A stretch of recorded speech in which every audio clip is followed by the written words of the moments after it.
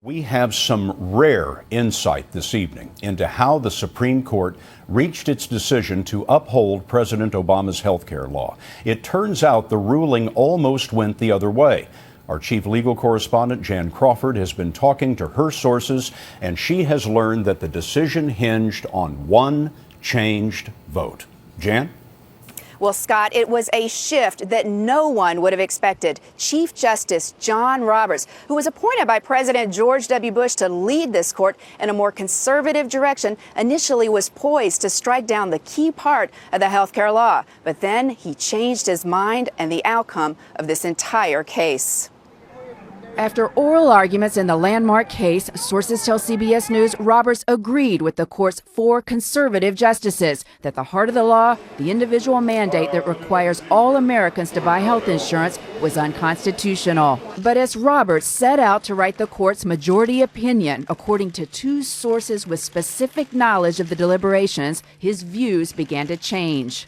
He forged an alliance with the court's 4 liberal justices and crafted a decision upholding the law under Congress's power to levy taxes.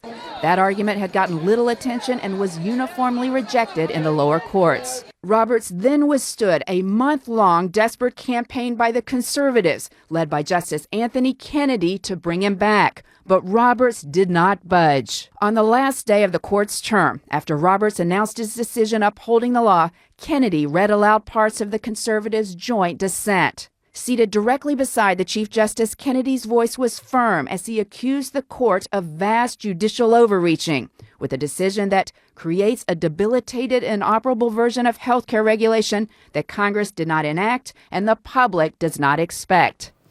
Jan, we don't know the mind of the Chief Justice. We don't know why he changed his mind, but what are some of the possibilities?